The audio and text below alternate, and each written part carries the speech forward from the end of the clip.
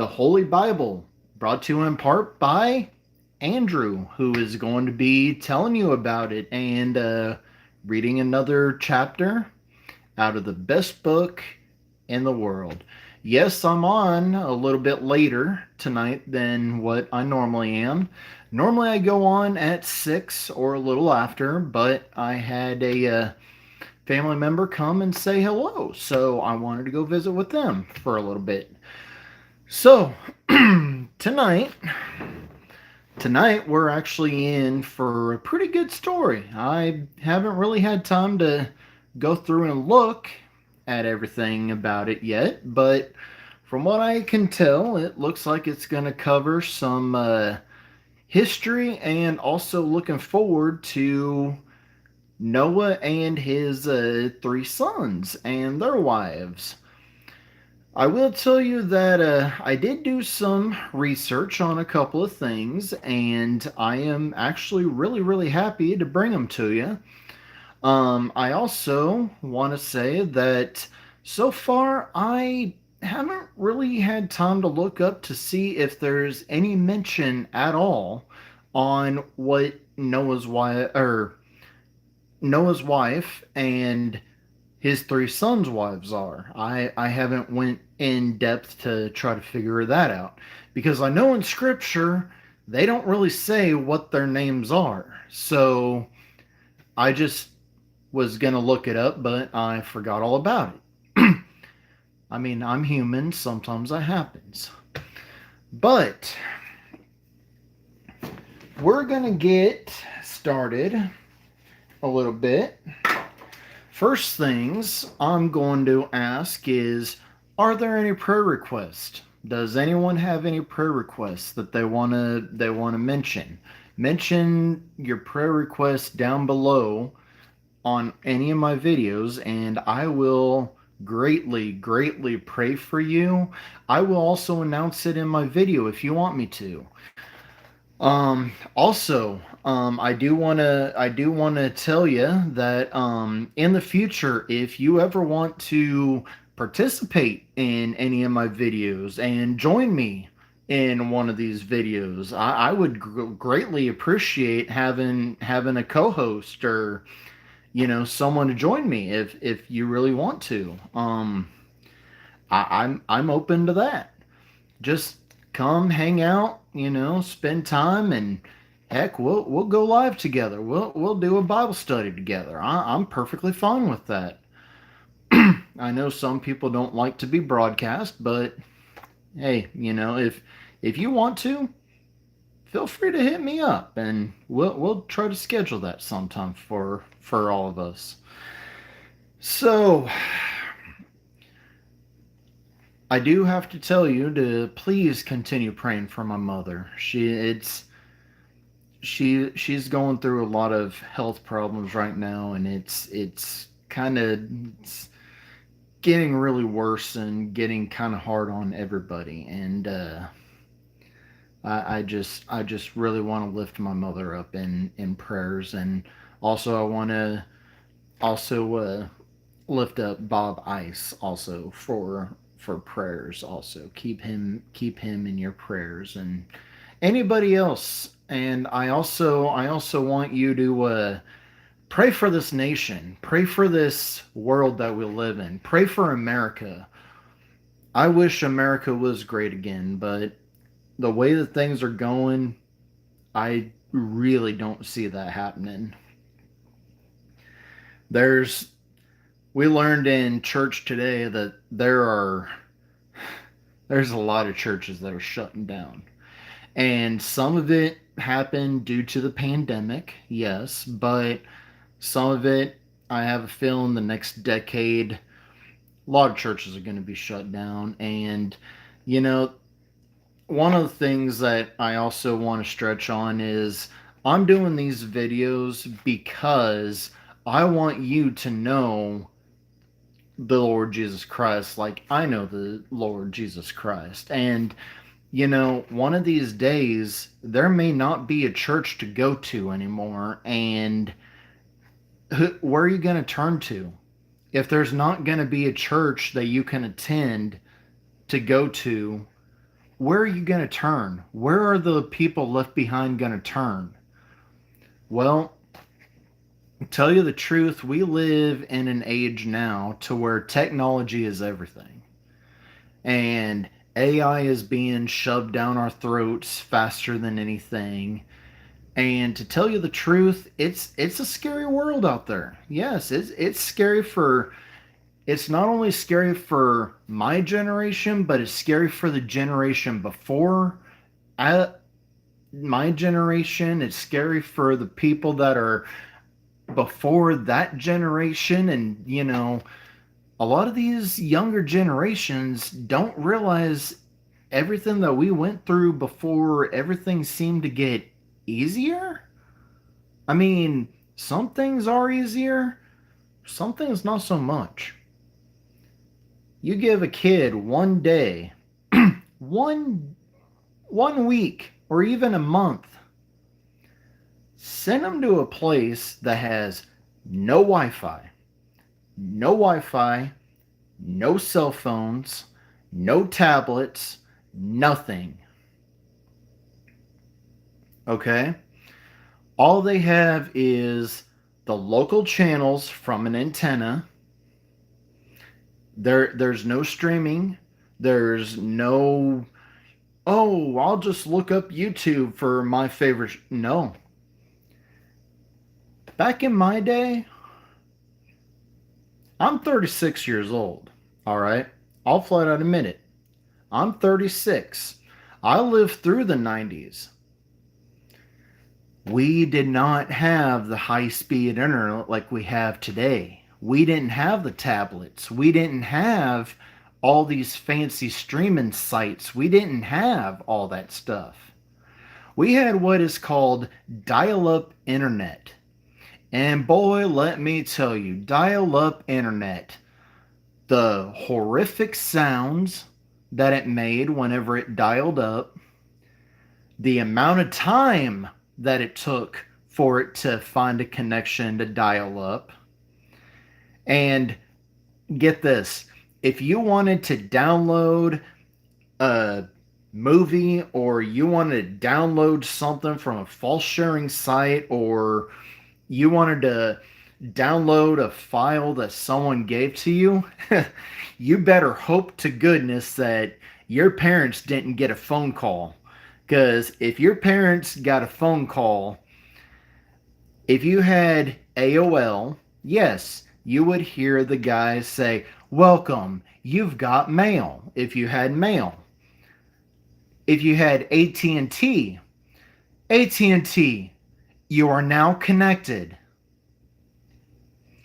Well, the words you did not want to hear was goodbye from AOL, or you are now disconnected. And you're not even halfway through that download. Uh-oh, guess what? You gotta reconnect to the internet and hope that there's not another call, and then start all the way back at 1. And you might get it in 3 days, you might get it in a week, you might get it in a month. Yeah. And I remember this. A lot of people will remember this. Oh, yeah. You can talk to your friend on the phone. That's great. But are they on Singular? Are they on AT&T? Are they on Altel?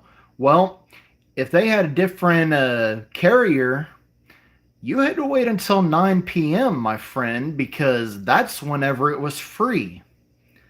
Oh, if your friend had Altel and you had Altel, oh great, you could talk all day and chat all day, and oh great, yeah, it's absolutely free. If they were on a different landline, well, guess what? You'll wait until 9 o'clock, unless it's very important to get a hold of that person.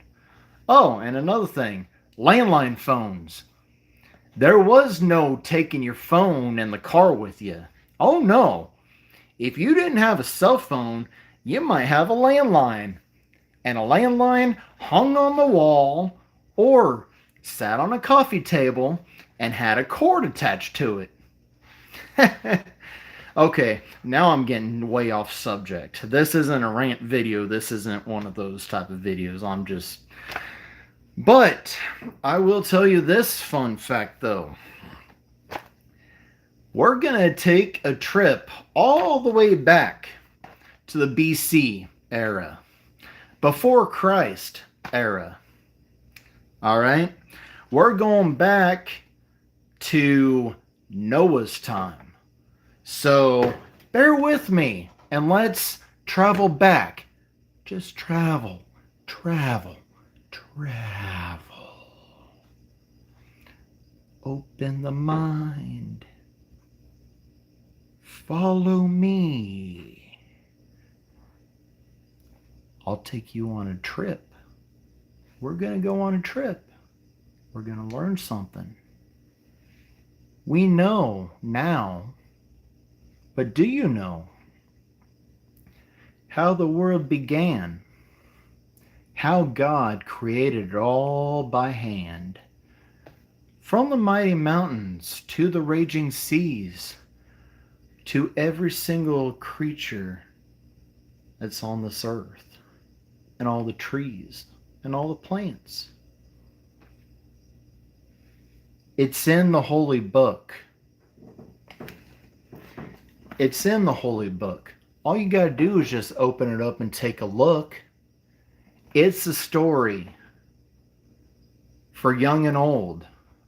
The greatest story ever told.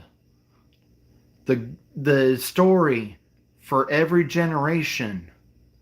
The greatest story ever told. All you got to do is open up the book and look, and you'll find whatever it is that you're looking for.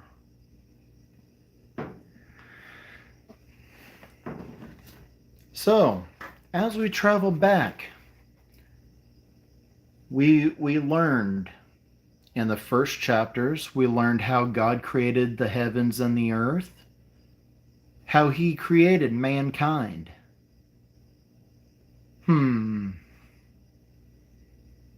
If you can, close your eyes and imagine it. If you can't close your eyes, keep them open, but dig deep into your mind. Are you there? Are you digging deep? Deeper, deeper, deeper. Yes. We made it. We made it in the part of the mind that we can follow and see what's happening. We see God creating everything by hand. All He had to do was speak everything into existence. We learned about that. He spoke, "Let there be light." There was light. Let the light be different from the darkness. Let them be separated. Let the sun light up the whole entire sky during the day. Let the moon illuminate the night, but not as bright as the sun. Let the stars be throughout the sky. Let the land appear. Let the water obey and stay aside. Let the mountains grow. Let the valleys be on. Let the trees grow. Let the grass grow. Let the herbs grow. He made a garden for Adam and Eve. We learned about Adam and Eve. He had a tree that He spoke to Adam and Eve not to eat from. They ate from it because sin was introduced. We saw when sin was introduced. Sin was come in as the serpent, which was Satan, and guess what? They ate from the tree of good and knowledge, good and evil. They were awakened. They were awakened in a way that God didn't want them to be awakened in. God created Adam and Eve to be holy, spiritual, just like Him.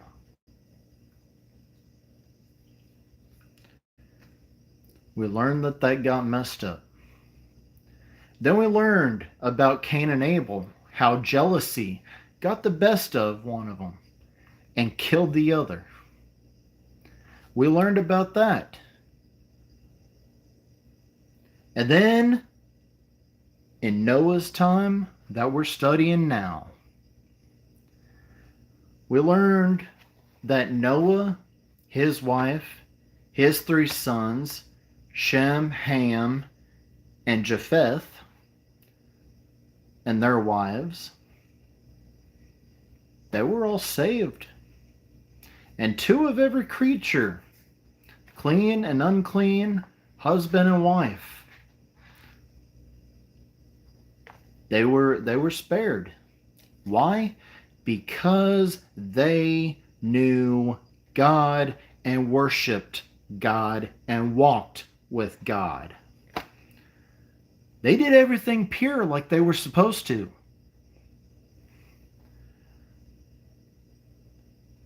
And God told him to build an ark because He was furious. God was furious about what mankind had become.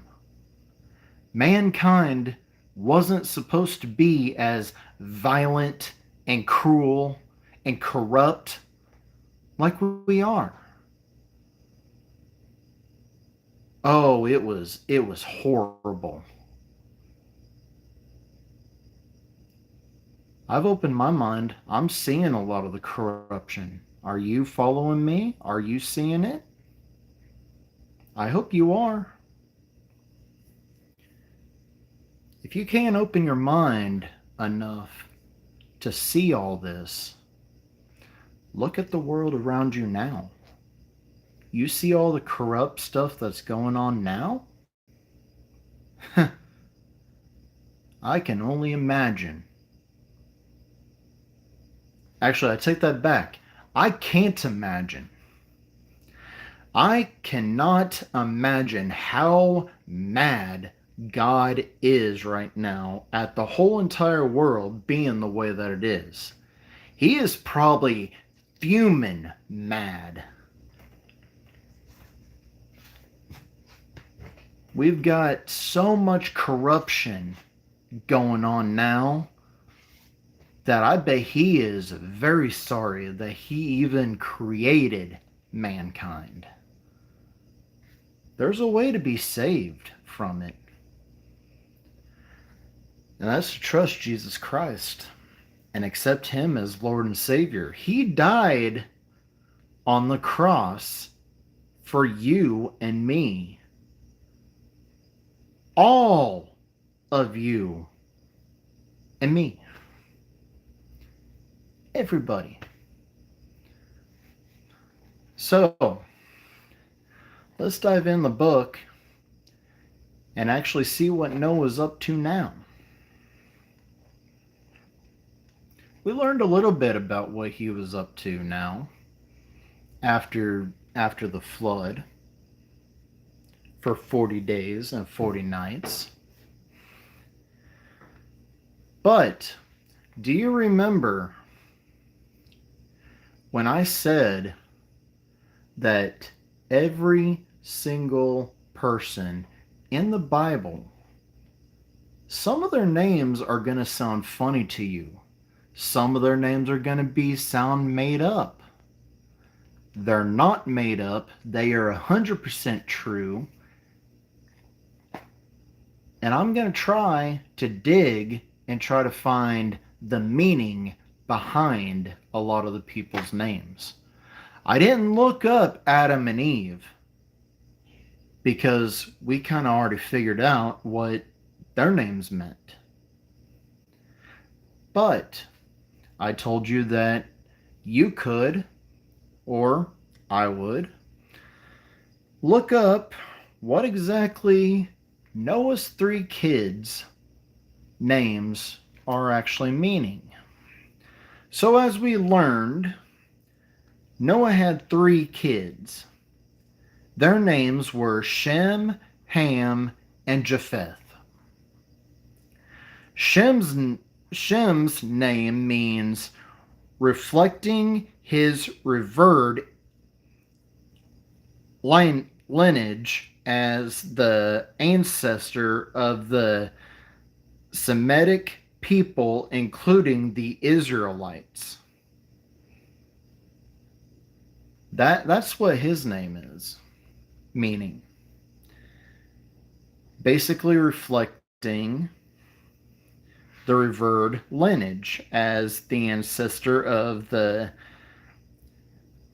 Semitic people, including the Israelites. Ham's name, you think of ham, you think of like the ham that we have during Thanksgiving or, a meal like that. No, actually, Ham's name means this. It's associated with the ancient Egyptians and is interpreted as warm or hot. And his descendants are seen as populating the land of Ham, Africa. And Japheth, well, his name is often linked to expansion or beauty. And his descendants are traditionally associated with the people of Europe and beyond. That's what I found on them. And then in my last video, I said that I really would like to know exactly where Noah's vineyard was, because we learned that he was a farmer after the flood, and he made a vineyard. And I wanted to kind of know where they say that it actually was. Well, what I could find on it was Noah's vineyard was planted near the mountain Ariyot, which we actually learned where Ariyot is. It's basically in Turkey nowadays. It's the traditional landing site of the ark. I just put that in so we could actually refer back to it. His vineyard was near where the ark actually laid to rest. However, scientists and archaeologists are still searching for Noah's Ark. It has not really, I think they've found it, but they're not really 100% sure if they found it or not. I mean, I might be wrong by saying that, but to tell you the truth, a lot of things could have happened. That's the reason why we can't find it, if we haven't found it. You see, the thing is, a lot of things end up changing over the course of time. So, all this time that Noah's Ark and everything was laid to rest in Mount Ariyot, well, the thing is, the mountains might not be the same as they were back in the Bible days. See, the earth is always constantly changing one way or another. So, like I said in my other video, is yes, Noah's Ark may have rested on Mountain Ararat but we haven't found it yet. If we haven't found it yet, means it could be under the mountains, or it could be embedded so deep into the mountains that we're not meant to actually be able to find it. So you got to keep those type of things in mind, because this whole entire world is changing faster and faster every day.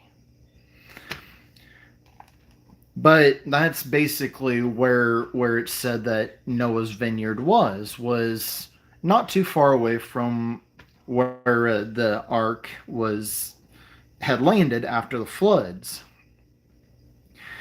which is located in modern day Turkey. And I might be mispronouncing this place, but Armenia. Armenia.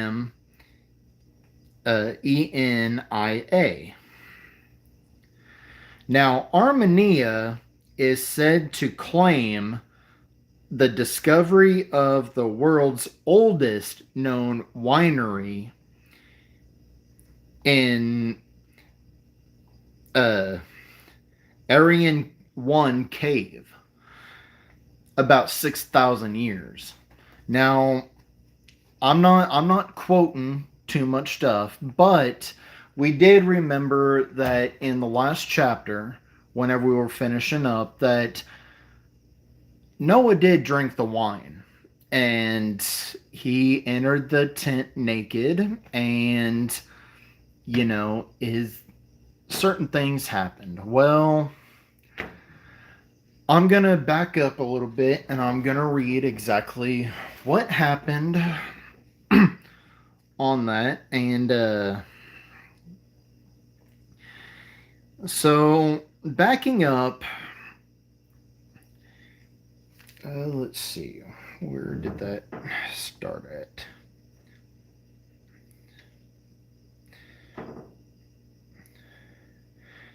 Okay, so I'll just go ahead and do this little background a tiny bit. Now the sons of Noah went out of the ark, were Shem, Ham, and Japheth, went out of the ark, the sons, and it's classifying what the sons' names were, which we know, Shem, Ham, and Japheth. And Ham was the father of Canaan. And these were the sons of these three sons were Noah, and from the whole earth was populated. And Noah began to be a farmer, and he planted a vineyard, just like I covered. Then he drank the wine and was drunk, and became uncovered in his tent. So basically, he became naked in his tent, which doesn't seem like it's that big of a deal or anything, because honestly, if you think about it, we're all born into this world naked completely. And in a way, that is actually pure. We actually should not be really that upset about what we see as our body in full, because God created this image of ourselves, of an image of Him. If that makes any sense. See, the thing is, a lot of people, like, the world that we live in is going to shame you for being naked. And I'm not telling you to go out naked and, all this stuff. I'm not telling you to do that, because that'll get you arrested really quick. But I'm just telling you that if Adam and Eve would not have sinned in the garden when they did, if we were created now without all the sin that happened, you, me, and everybody we all would be naked and no one would even know. See, that's where I say that, you know, being naked shouldn't be a bad thing per se. But the big thing is, knowing that we are, that the corruption is what makes it a bad thing. So, we pretty much heard that he drank from the he drank the wine and he got drunk. He went in the tent, and of course, Ham, the father of Canaan, saw the nakedness of his father and told his two brothers outside. But Shem and Japheth took a garment, laid it on both their shoulders, and then went backward and covered the nakedness of their father. Their faces were turned away, and they did not see their father's nakedness. So Noah awoke from his wine and knew what his younger son had done to him. So basically, I kind of feel like he was kind of reenacting a little bit of Adam and Eve, because whenever the flood happened, okay, all mankind was washed away except for Noah, his wife, his 3 sons, and their wives. They were spared because they were pure and righteous to God. Well, the thing is, when Noah was commanded to basically to do all this, build the ark, and then they were going to repopulate the earth, it was supposed to be kind of like a refresh. Everything was going to be wiped clean, everything was going to be brand new. And I think, like I said, I don't have all the answers, and I might be quoting this completely wrong, but the way that I kind of see this is, he didn't drink to get drunk, okay? That's not the thing. The big thing is, he drank that, and yes, he was naked in the tent, but he would have never really realized that he fully was if his son would not have seen the nakedness. You see, that's where you got to think, okay? His son saw the nakedness, but his other 2 sons didn't think anything of it. They just grabbed a garment, put it over him, didn't even look at him. Whenever you get into that, you got to think that, everything was supposed to be wiped away 100% clean, but there's still that little act of innocence and uninnocent. So, I've already taken up a lot more background than what I really wanted to cover, but I hope everyone kind of has a little bit better understanding about it. If you don't, feel free to comment me and I'll try to go in a little bit deeper. The purpose of a lot of these videos is not for me to get so far deep that it confuses you. I don't want to do that. So if anything starts confusing you, please let me know. Alright, so the title of this one that we're diving into is Nations Descended from Noah.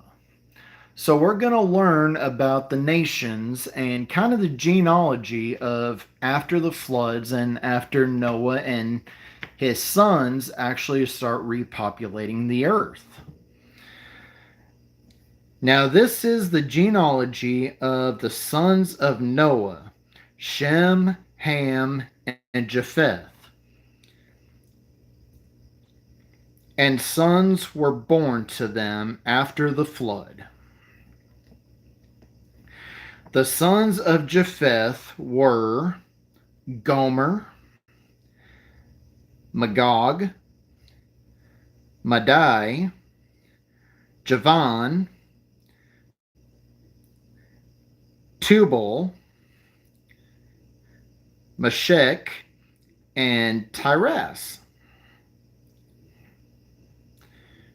And if you want, actually, I'm going to actually look that up and try to figure out what those names mean. Now, give me just a minute. Let me write that down so I actually know what. Because sometimes I say that I'm going to do something and then I forget about it. So, look up name meaning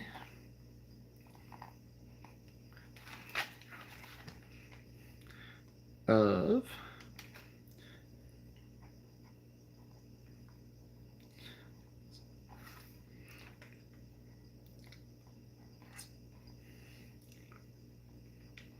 okay, got a little mental note now.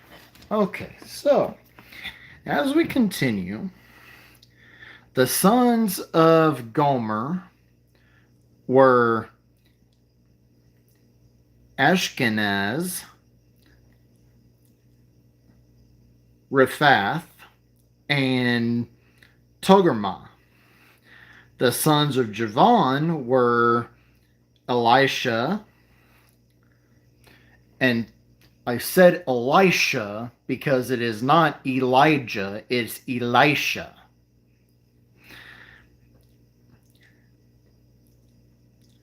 Tarshish, Kitrim, and Dodanim.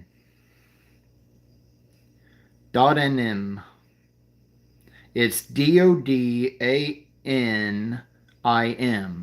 And like I said, I will try to do a lookup and stuff like that for the names and everything. For these coastland peoples of the Gentiles, so they were Gentiles, were separated into their lands, everyone according to his language, according to their families, into their nations. So basically, what it's coming down to is the Gentiles are over here, the Egyptians are over here, and the Sadducees and everything else is over here. They basically were separated by their families and the language that they spoke. So basically, it comes down to like today's standards of, okay, you speak Spanish, so you're Mexican, or, vice versa. It's like the Americans are here, the Mexicans are over here, the African Americans are over here, the Chinese are over here, the Russians are over here. Everyone had their own nations in the category of how they spoke and exactly what their family heritage was. That's how we ended up getting all the nations like what we got.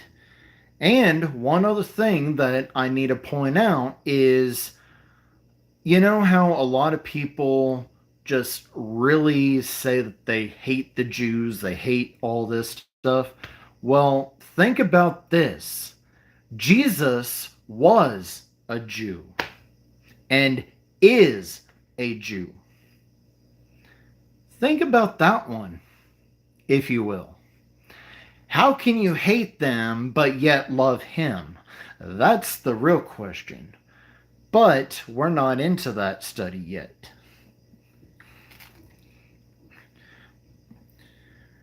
The sons of Ham were Cush, Cush, Mizraim, Put, yeah, literally Put, P-U-T, and Canaan. We heard about Canaan already a little bit. The sons of Cush and Cush were Seba, S-E-B-A, not Simba, Seba. Havilah, Sabta, Rama, and Shebeka. That's what I'm going to call it. It's Sabtechah. So you can say it however. And the sons of Ramah were Sheba and Dedan. Or Dedan. Cush begot Nimrod. And yes, it says Nimrod. It's not what you think that Nimrod actually is. But Nimrod and began to be a mighty one on the earth. So basically, Cush begot Nimrod, and he began to be a mighty one on earth. He was a mighty hunter before the Lord. Therefore, it is said, like Nimrod, or it's said that he was basically, he was a hunter for the Lord. So he was up there.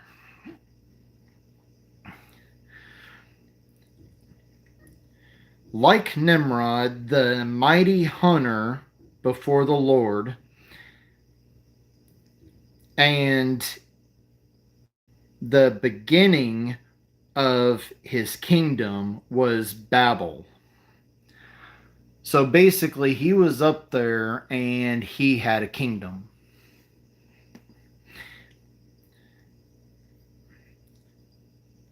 Uruk, Akkad, and Calneh in the land of Shinar. From the land, he went to Assyria, and built, get this, Nineveh, which is kind of like heaven backwards in some way, but it's not really heaven, but it's Nineveh. Rehoboth, Ir, Kala, and Resen between Nineveh and Kala. This is the principal city. Let me write that down because I kind of want to know exactly the cities. So we will.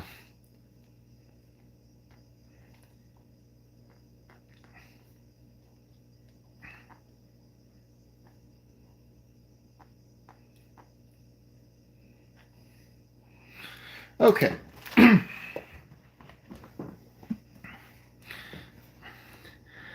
So Merimon begot Mizraim begot Ledim, Anamim, and Lehabim. Nephim. Okay. Pathrizim and Kalishim from whom they were Philistines. So, like I said, they're Philistines. And that was another nation. And Kephraim, or yeah, they were Philistines and Caphtorium. Canaan begot Sidon and firstborn, Sidon his firstborn, and Heth, Heth, and Jebused and Amaret. And the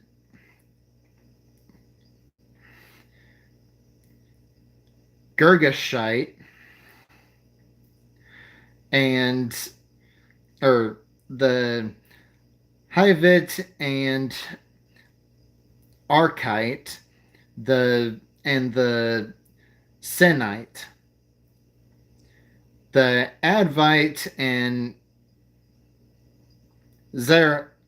Zemerite, and okay. This is getting really confusing for me.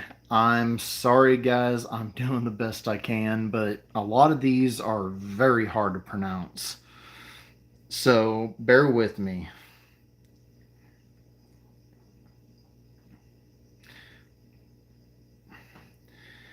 The Heverite and the Aconite and the Shenrite, the Avidite and Avarite, the Zemerite, and the Hamathite. Afterwards, the families of the Canaanites were dispersed.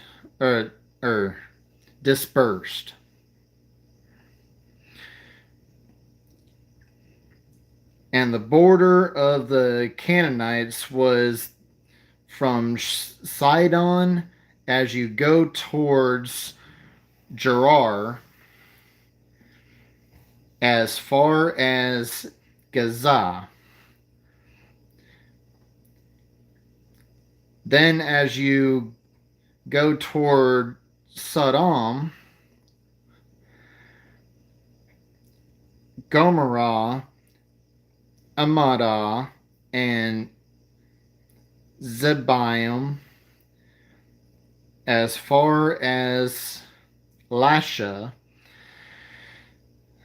These were the sons of Ham, according to their families, according to their languages, in their lands, and in their nations. And the children were born also to Shem, the father of all the children of Eber, the brother of Japheth, and Japheth the elder. The sons of Shem were Elam, Ashur, Ephraxt, Lud, and Aram. The sons of Aram were Uz, U-Z, Hul, H-U-L, Gether, and Mash. Arphaxad begot Slah, and Salah begot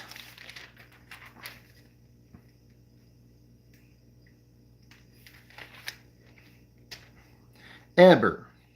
So, like I said, all those are very hard to pronounce. I am going to try to do some research and try to figure out some way, shape, or form for me to actually break it down to make you understand a little bit more, and also me to understand a little bit more. So don't worry about that. But, little note of Christ's connection. The Tower of Babel.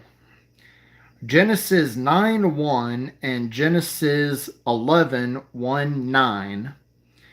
Instead of glorifying God, people chose to ignore God's plan and glorify themselves. So they chose to ignore God. And that's one thing that you do not want to do. You do not want to ignore God. And sadly, this is what this world is actually forcing down our throats to actually start doing. If God was put back into the picture, things would be a little bit better, I would say. But the whole entire world wants to just do their own way and cut out God altogether, and that's just downright sad. But like it said instead of glorifying God, people chose to ignore God and his plan and glorify themselves. So basically they worship themselves. They put God on the back burner and just didn't really ignored everything that he had done and had said. This didn't stop God's plan to scatter the people and to form nations. Eventually, one of these nations would become God's chosen people. Through the nation of Israel, Christ would come to save the world. Just like I said. So, before we get into this last little portion, because we're almost done with this chapter, but here's a big question. And I'm not going to read the answer until after we're done. So here's the big question. And it comes from Genesis chapter 9, verse 1, and also chapter 11, verses 1-9. What happens when people sin? What happens when people sin? Let that stir around in your mind for a little bit. So, to Eber were born 2 sons. The name of one was Peleg, for in his days the earth was divided, and his brother's name was Joktan. Joktan begot Almodad,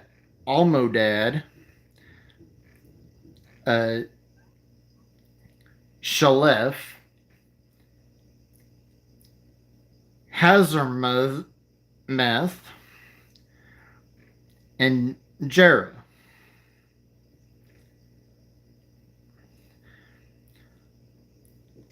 Okay. Hadaram, Uzal, Uzal, Uzal, Dikla, Obal, Ambil, Shabah, Ophir, Havilah, and Jobab. All these were the sons of Joktan, and their dwelling place was from Mesha as you go toward Safar, the mountain of the east. These were the sons of Shem according to their families, according to their language, in their lands, according to their nations. These were the families of the sons of Noah according to their generations and their nations, and from these the nations were divided on the earth after the flood. So big words. It says ziggurat. Okay. Ziggurat. It's Ziggurat.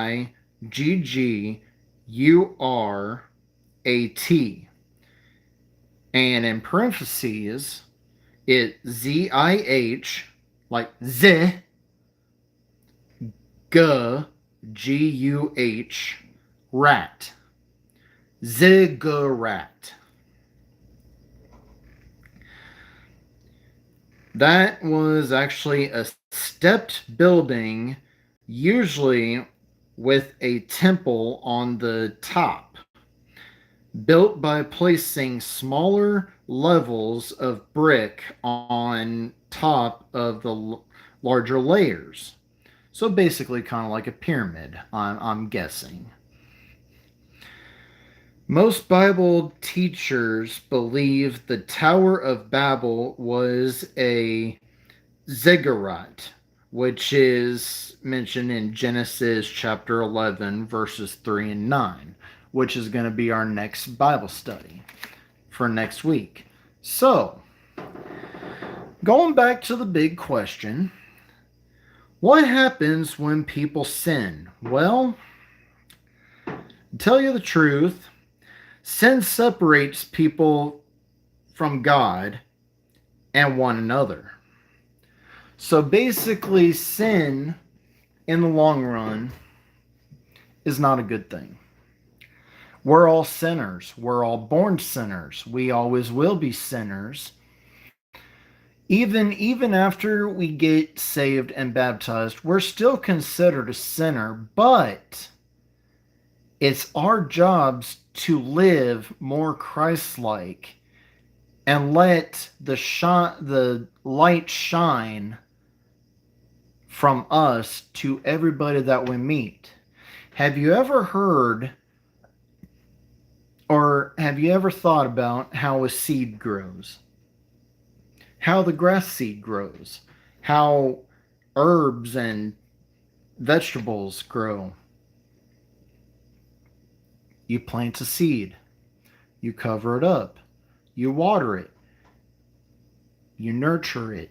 You do everything that you need to do.